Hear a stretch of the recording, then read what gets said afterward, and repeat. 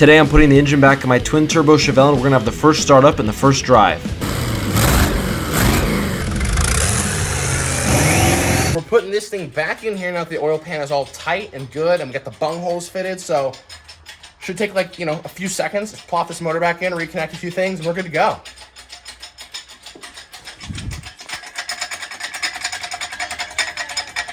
Got our little bungy boys. We're all good to go for this freaking oil thing.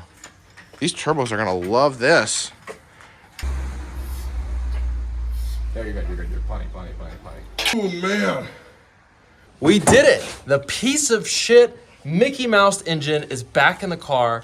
It only took about all day. Engine bolt thingies are back in, so it's holding the engine to the car. Now we're ready to put our little snaily boys, our little spoolia Caesars, our teriyaki titty twisters, Our Wuhan, war whistles. Woo! They are going back in the car, so let's bolt it up. Turbo time! Everything's been put back. We got both turbos, the manifolds, the wastegates. All the fluid has been filled up, so all we have left is to put that brand new aluminum radiator in. Let's put this big old shiny boy in here. So now we're welding the down pipes for the exhaust. They're not much down pipes because they're actually going up, and they're not very long. As you can see, it's definitely average size right there. So our piece is on. And because I'm not such a great welder, I actually figured out a secret on what I could do. I welded it from the inside of the pipe. That way it's hidden. That way I don't have to get killed, because this is all exposed, which means if I pull up to a car meet, all the little 12-year-olds are gonna tell me that their dog shits better welds. And now I can avoid that because it's on the insides. Okay, radiator's back in. This is the very first startup of the twin turbo Chevelle. Let it rip.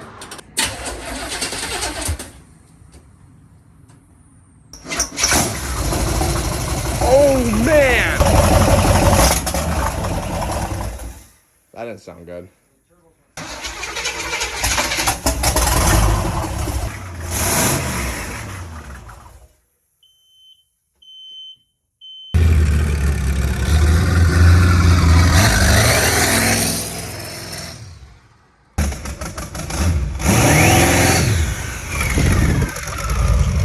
Now we're gonna connect our little metal pipey boys to the engine and the turbos so that we can go fast.